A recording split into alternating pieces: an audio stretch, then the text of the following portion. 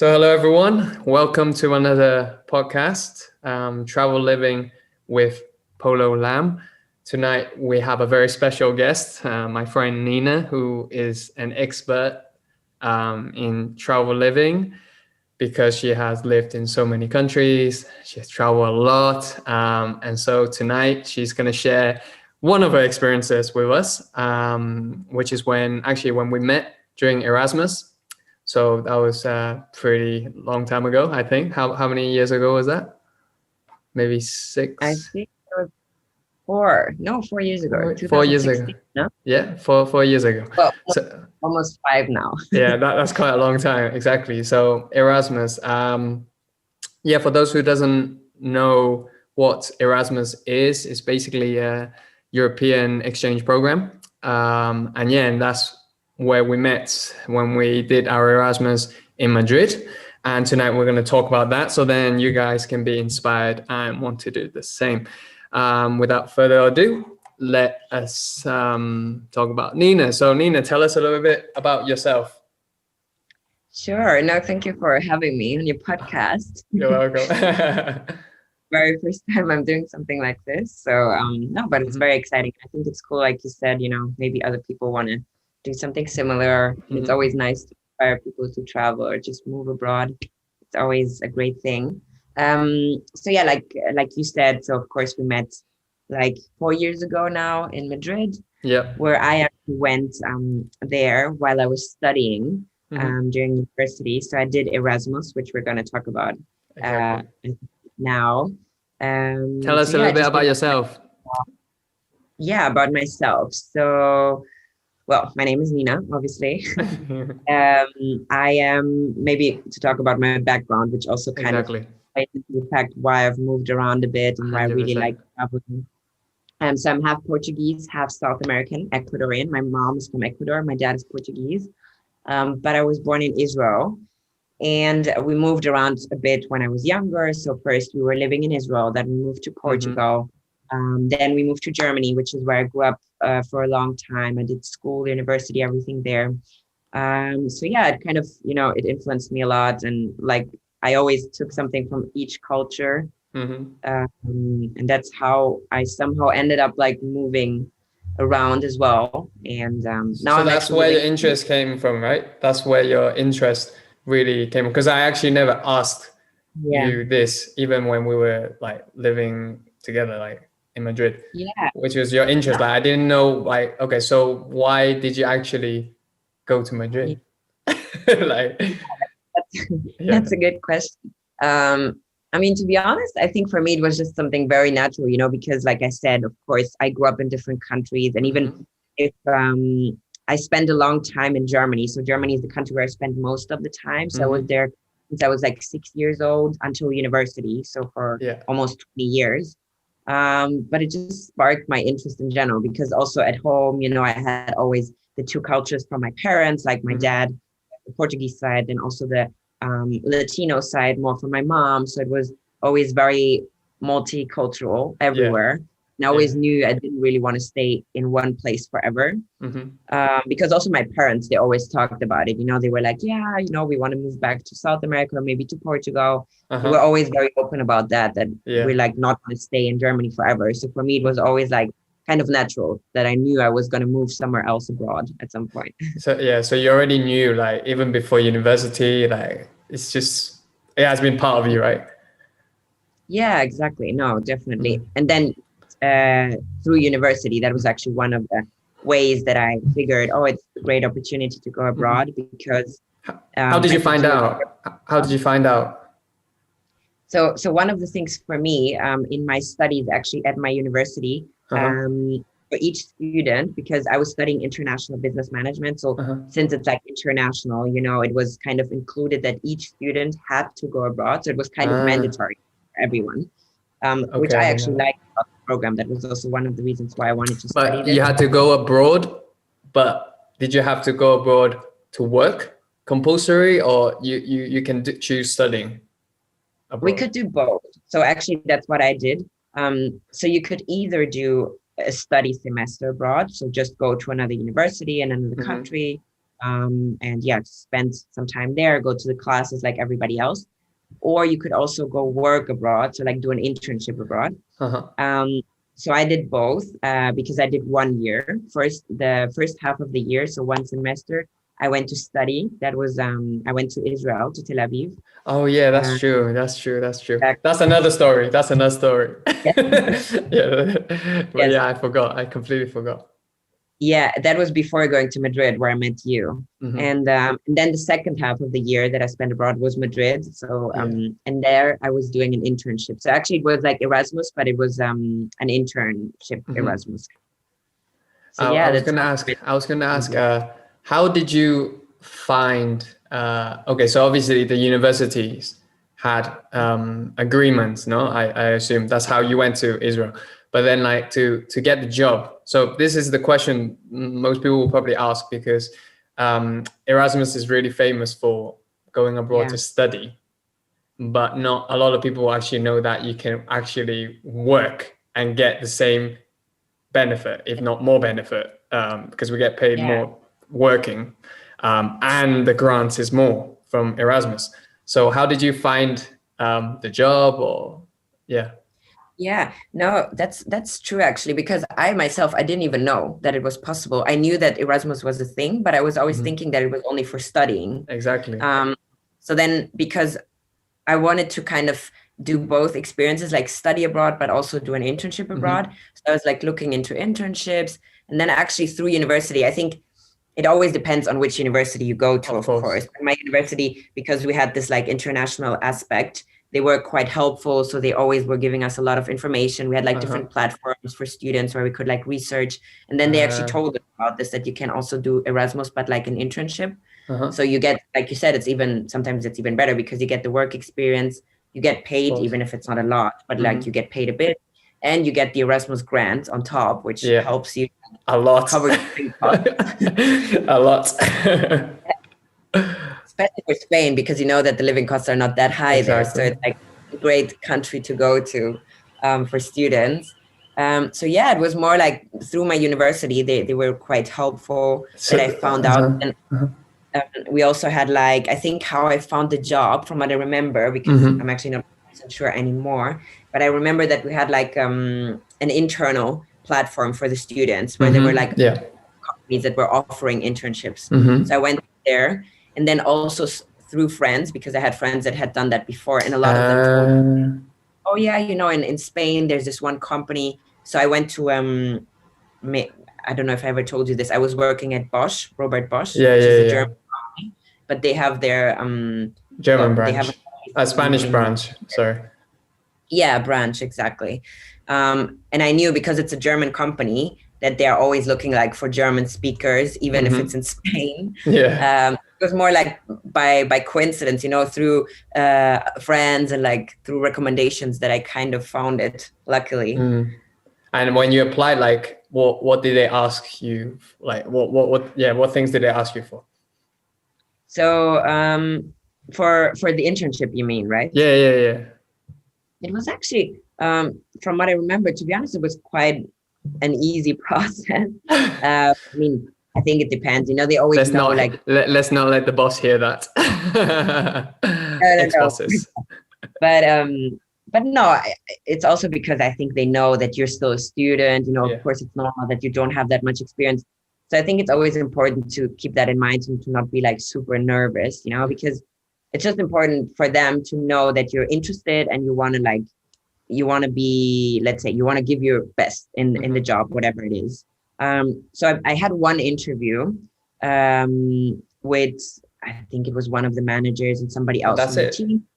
But yeah, that was basically it. I had one interview. I think then, apart from that, of course, I had to send in like my proper application, like my CV and everything, and like a cover letter, which I think definitely you should put in some effort into that. But if they see like that you're studying, you kind of have a bit of experience maybe in some of the classes that you did that would be applicable to the internship. And in my case, I think it was important to them that I spoke German as well. Your languages helped, obviously. Yeah, the languages are always helpful. So for those who only speak one language, go start studying now. Yeah, No, it's always good. I mean, of course, English is the one that you use mostly, but it's always good to have one other language. It's always going to help you a lot. Yeah. Was there, okay, so you found a job. Yeah. You know, when you got the job, was it easy to move? Like from, obviously you've already got experience moving to other countries and Israel for, you know, on your own as well. But was it easy moving from, did you go from Germany to Madrid? Yes. So I was in the semester before, like I said, I was in Israel, but of course in between I went back to Germany because I moved back and everything. And then I was in Germany for a couple of weeks, like trying to find an internship and everything. It was like during my break from university. Okay, so you actually was looking after Israel. No? Yes, exactly. Okay. Yeah. Okay. I came back and I remember I was even like, I wasn't so sure what I was going to do because I was like, oh, if I don't find an internship, I might just go back to Israel and study another semester there. You know, because it's like, of course, studying abroad is always quite easy. It's just like you go and you study a bit, but you also go out a lot and you travel. Yeah. But I also wanted to have like an internship because it's always good to have some work experience before you finish university as well. So I was looking into that, and then luckily, like I said, I found the job. And then how did you prepare? How did you prepare to move to Spain? Yeah. So from what I remember, they were really helpful from this internship specifically. Okay, the company. Of course, have a lot of interns. It's quite a big company. So I think that's another thing. If it's like a bigger company where they usually are like, it's very common for them to have interns every year. So they're very used to also helping the interns like with the process and everything. So for instance, they gave me like a list of different sites where I could look for apartments. They gave me different contacts of like apartments or places where previous interns had lived. Me exactly through that list. I remember there was like one specific building where I contacted the landlord, and then he was like right away, oh yeah, we have a room in this flat, you can stay here. So it was quite easy as well. So it was like you literally found a house through that. Okay, you had an easy. You had it easy then. Did you look at any websites before that though? Like the websites that they gave you? Do you remember any?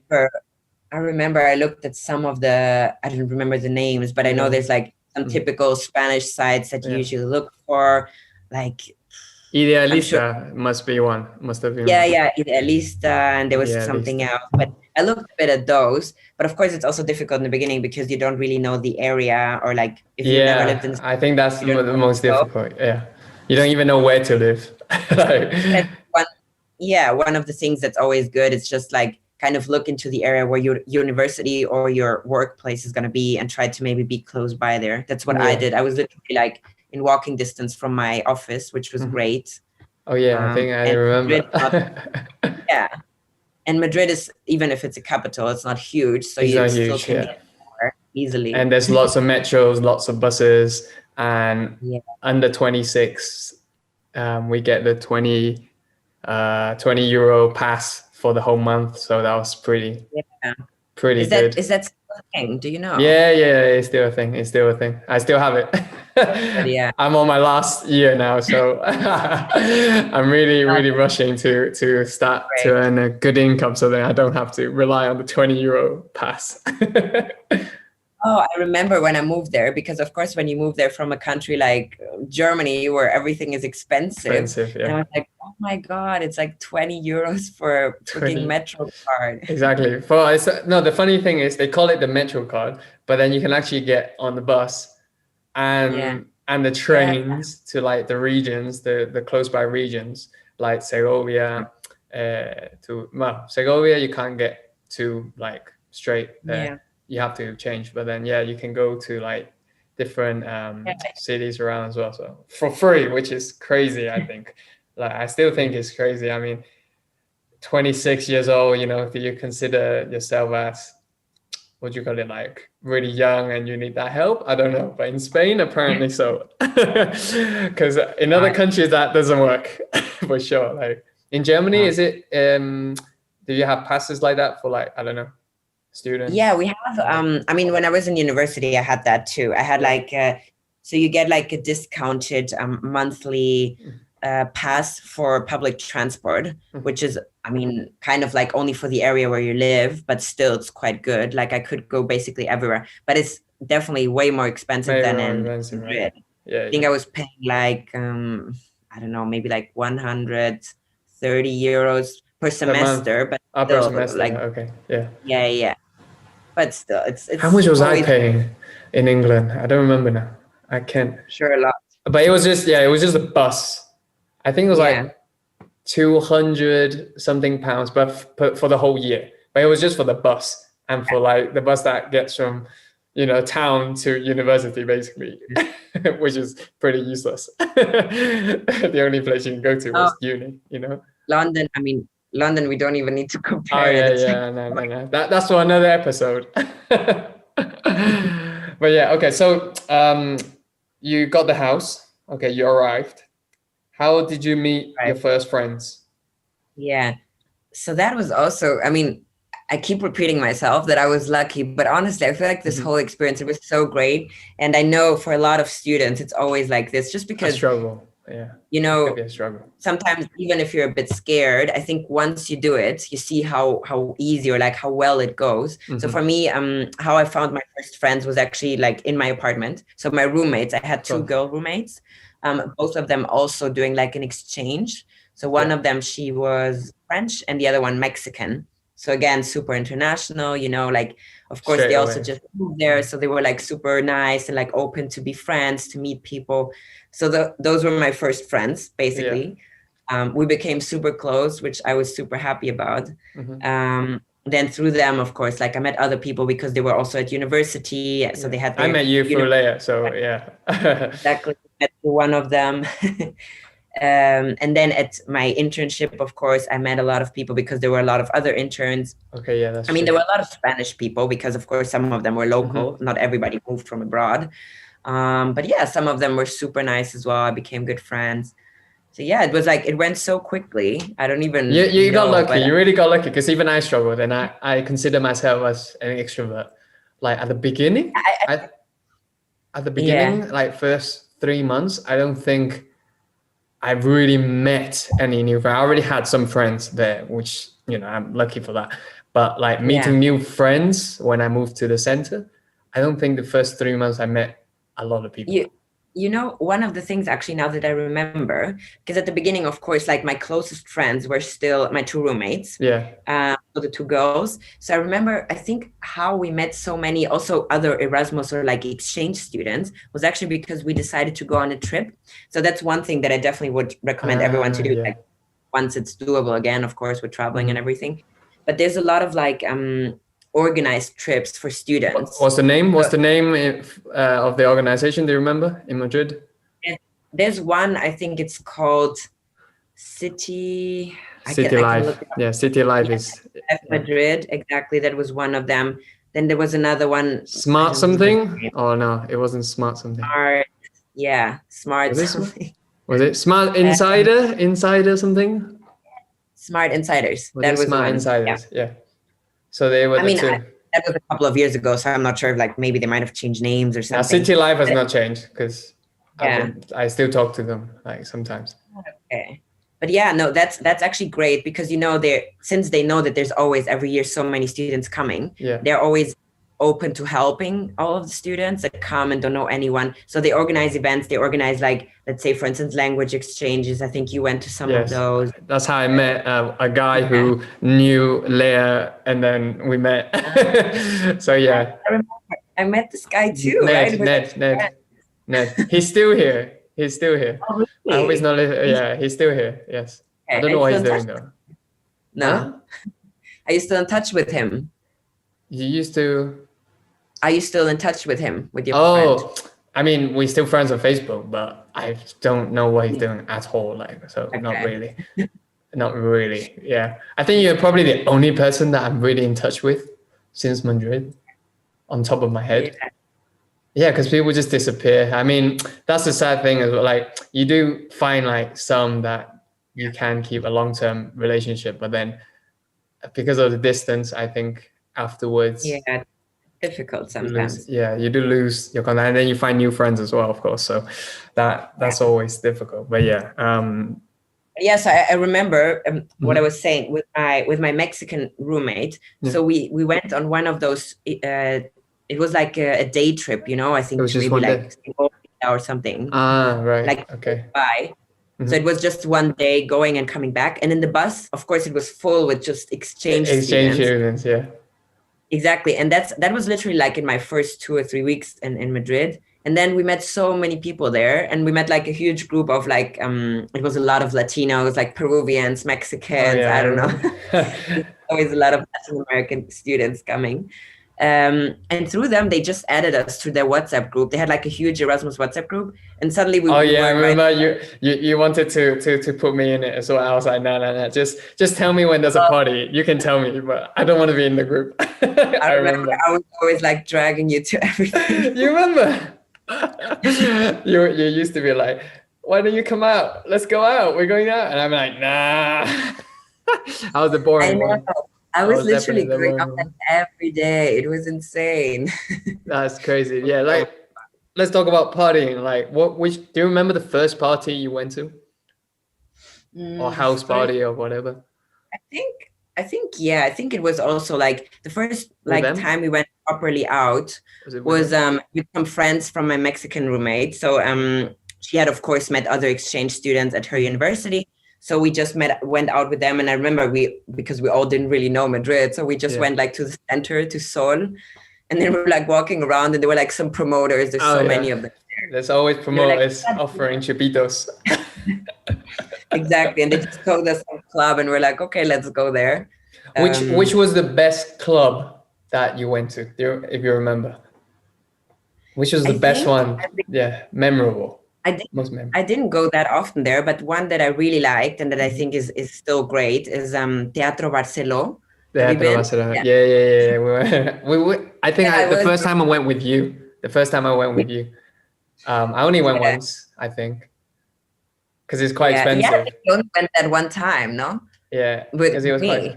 Yeah. Yeah, and my other friend with the Spanish girl. Yeah, with Marta. Yeah. Was there only three of us? I I don't remember. No, I think there were Nah, more. there was another Spanish friend. There was another Spanish friend from your internship or something. Oh, yes. Yeah, Jorge, you met him too. Jorge, and then there was just one other girl, but I can't remember. I don't It was remember, but that was one really fun. I actually like the club, because it's like really it's big and very like classy. floors. It's Yeah, kind and of classy. Yes. it's a bit better. I mean, I'm not saying that the Erasmus parties are not good, but they're always, like just It's not as exchange trashy. Yeah, it's not as trashy. I think it's quite high level. How much was it? You remember 10 to 20 euros maybe?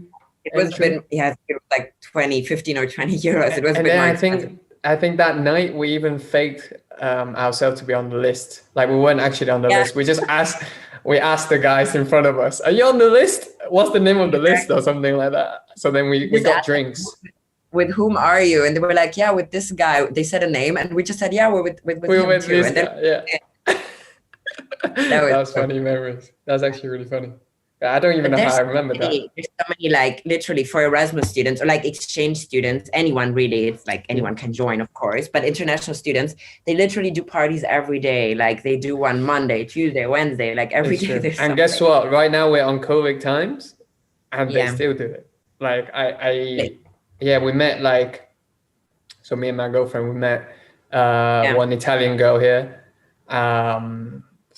through a hiking group, that random WhatsApp group. And there's like a huge group of Erasmus. And one of the Italian girls, like she hosted a few parties at hers, during Yeah. COVID times. And it was Uh, shut down, yeah. but still, you just think crazy, Erasmus are reckless, they don't care. Partying is like the number one objective, the good old I mean, times. we don't encourage any irresponsible behavior on the podcast whatsoever, but just so you know, Erasmus students are a bit wild. Yeah, I mean, it's part of the Yeah. experience. I don't Yeah. think you can go to Erasmus and not have had one crazy story or two to tell. Moving on to that, actually, like, okay, do you remember any crazy stories? Anything that was like so wow, impact, any even negative ones? Yeah, I don't know. That's a good question. I never had like anything negative really happen, luckily, thank God. I mean, I just think a lot of like fun nights, like going out until like the next morning, because that's also another thing in Spain or in Madrid specifically. If you go out, like 7 a.m. Yeah. because I don't know, remember. like maybe people that have never been there, they don't even know. But like the times for Spanish people. We start at 1. We start at 1 a.m. and we end at 7. Exactly. Like at 1 a.m. you have drinks, you do like the pre-drink, and then you start going out slowly, and then you go to the club. The good old times. The good old times. Yeah, I don't know. I just like it was all those nice. Did you get your phone stolen? Did you get your what? phone stolen? Did you get your phone stolen? Oh yeah, yeah. Actually, oh yeah, I remember that. Yeah. I mean, we don't want to scare off people, but yeah, that's something. And it's true though. Exactly. Like I think every single person has. Well, every single girl, especially. Yeah, definitely. I mean, in the beginning for me, it was because I have to admit, I was a bit, I didn't really take care so much because I didn't expect it to happen. I was like, oh yeah, it's Spain, but it's still Europe. Like, I don't think I'm gonna get robbed or anything. Where did you put your phone? Yeah, where did you have your phone? The first time my phone got stolen, I was in a club. So of course I was a bit drunk and I wasn't really paying attention to my bag, and my bag was like really easy to get your hand in there, without me noticing. So that's how they got it. I guess I might have put my bag somewhere while I was drinking, and then somebody just stole it. So that I have to admit, it was a bit my fault. But yeah, then the second, because actually my phone got stolen 3 times. I'm not the best example for this. But any advice for not for protecting the phones? I don't know. Like you must have learned by now. Like after 3 times. Where do you put your phone? No. Where should you put your phone? I mean, definitely when you go to parties, or like when you go to places where it's crowded, where there's going to be a lot of people that you don't know. Just always make sure that you have your phone in a safe place, like in a closed bag, really with a zipper, because sometimes girls, they have those bags and you can open them. There's no zipper or nothing. Yeah.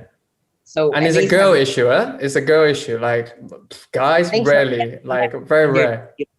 Yeah, because guys, I guess you have your phone like always directly on your. Exactly. Like, I always check. I'm dancing, do my moves, but I always check. I'm like my wallet and my phone, like the 2 most important things.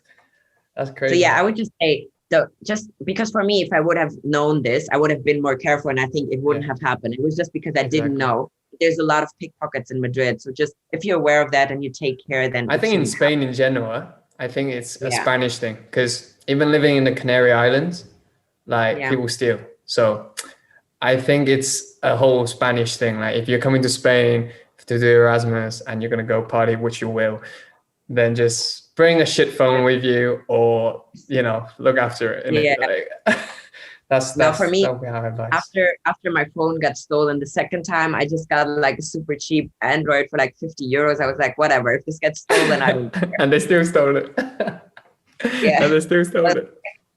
Well, joke's on you. It's a shitty phone. It's like you could have got arrested and jailed for stealing a £50.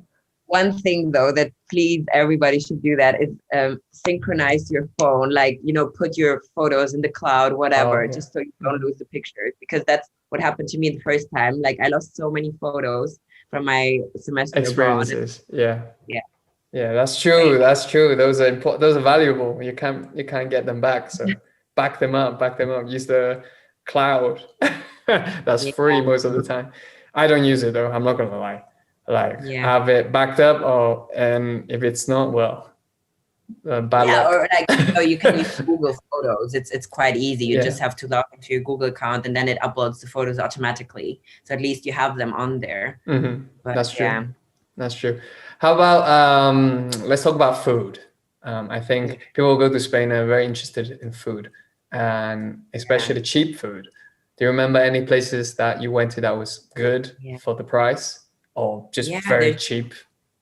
Honestly, like Madrid in general, the food, of course, in Spain, I love the food because it's so good. and it's cheap most of the times, even though Madrid is the capital, and Yeah, maybe in comparison I think to it's other quite places, cheap. it's Yeah, I more think it's quite expensive, cheap.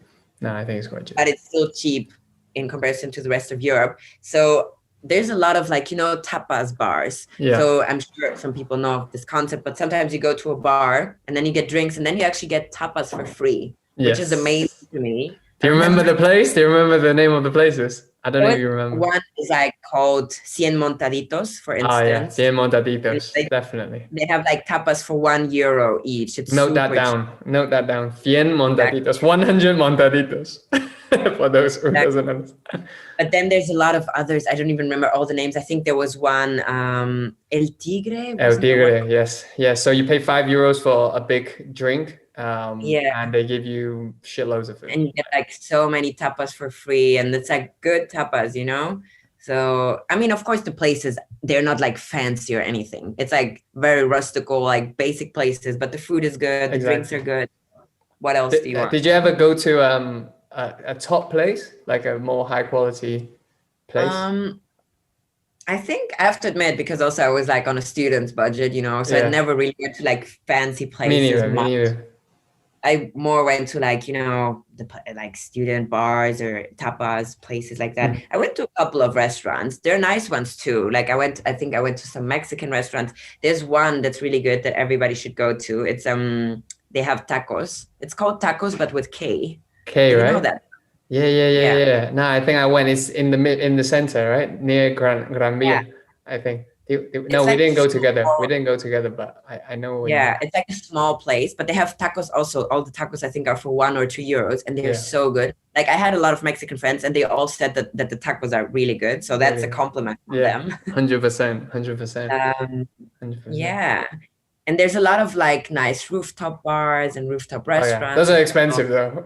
Those are definitely quite expensive. Like I think there's probably like 50, 60 different rooftop bars in the center that, obviously you get the whole amazing Madrid skyline, which I love. For example, you can go to, I think cheapest one that I've been to, maybe actually a few weeks ago, I went with Lauda, and we went to a hotel. It's called H10 Hotel, near Retiro. And up there, I mean, I only had a tea because it was cold. It was cold as fuck. I had a tea, and that was only like €1.80 or something, and the beer was like €3, which is like cheap for a rooftop. Like rooftop usually like more. Like they force you to buy €5 just to enter. Some of them actually charge you just to go up. Yeah, I know. I think one of my favorite ones, it's quite well known, like when tourists go there and so on, it's Círculo de las Bellas Artes. Do you know that one? Yes, definitely. Yes. That has a nice view of the skyline. And actually there you don't have to buy anything. No, but you do have to pay to go up, I think, like €3. We checked the other day. Yeah, I think you have to pay like a small fee, but like upstairs you don't have to get a drink if you don't want. Have to get it, exactly, because you already pay entrance, and I think it's a public kind of museum type of thing. So I guess that's why they make it a bit cheaper for you. But so another question. So since you already know all these languages, what do you think you have learned during, like, the top thing that you learned that you've been able to apply to after your Erasmus experience? What do you think? I mean, I think first of all, like maybe regarding my languages, just also for other people, because I want to make clear that even if you don't speak a lot of languages, or even if you just speak English, I think you should go for it and move abroad. It doesn't matter. Because I mean, 100%. You're the best example too. Like you learned Spanish super good. 100%. You're living in Spain now, which is amazing. So I think honestly, like even if you don't speak the language, that's not a reason to not go somewhere. But for me, what I learned is just what did you learn? It's just amazing, like how easy it is because one of the things that I had that I was always a bit like, not really scared, because for me it was always a bit easier, I would say, to move around because I was just a bit more used to it. But even if you're not used to it, Of Yeah. course, you're like in your comfort zone. You're like, I don't know if I want to move abroad. But I learned that once you leave your comfort zone, even if it sounds cliche, but it's actually true, like the most amazing and great things happen. It's so much fun. Because for me, it was like, I was kind of, let's say, forcing myself to get out there, to like move somewhere without knowing anyone. And then you meet amazing friends, amazing people that you might know like your entire life, even if, like you said, of course, you're not going to be in touch with them always. But I know, for instance, if I would go to Peru, I would have friends there that I could like text and be And like, 2 years ago, you came to visit me in the Canary Islands. or like I visited you, or like Leah, I saw her like last year in, where was she living? Birmingham, I think, because I'm in the UK now. Yeah. I saw my Mexican roommate. I saw her again when I went traveling in Mexico. Oh, I didn't know that. Yeah, I saw her. Yeah, you met her, right? Yeah, Alejandra. Alejandra. Sí. Yeah. Yes. So yeah, I think that's honestly what I realized. It's that sometimes you have to give yourself a bit of a push to do something that, even if you're a bit scared, but once you do it, you're actually like so happy that you did, because even if not everything is perfect, I'm not saying that everything went great and amazing, but overall, it was like one of the best times I had. So just get out there, just force yourself to do something, even if you're a bit nervous about it, 100%. just try it, and then you'll see how it goes for you. Do you think that has definitely like pushed you to go and live in London? Because London is a different ball game entirely, like with shitty weather, a lot of the times, very expensive, and a lot of people. Like I definitely think so, because to be honest, I never, after I moved back from Madrid to Germany, because I had to finish my studies and so on. Of course, I still had like a couple of months at university, and then I was like trying to figure out what am I going to do, and I knew I wanted to go abroad again, but I didn't know where. So it's just like randomly applying all over the world, to be honest. But I had a tendency that I wanted to go to a Spanish-speaking country, just because I had already been to Spain, and of course it's one of my first languages, so I feel comfortable speaking it. Then somehow, because I found a job in London, I was like, okay, I might go to London, even though it was never my idea or my plan. So but again, it helped you to look for it, like to living in the country again, because you already had the experience, etc. Yeah. But yeah, that's great. So yeah, I think time is up, because then we're gonna start talking about London, and that's for the next episode. So thank you so much, Nina. Thank you for being so amazing and inspiring to our listeners, and to me as well. Because for me, like, even though I do it, I do the same thing as you, but like I'm like, oh no, I gotta learn one more language just to catch up. Or to perfect my Spanish at least, because I still wouldn't say it's perfect. I think it's 70%. So I'm looking. I'm looking to go back to classes this year, just to up my level, because I think I really need it in order to progress in my career. So yeah, I'm always looking to improve as well and be inspired. So thank you very much, Nina. No problem. Thank you for having me. Bye bye. So that was the end of this episode. Hope you learned a lot about the art of travel living. Make sure you give us a follow, subscribe, and likes, so that I can make more useful and fun content for you aspiring travel livers. Thanks for listening.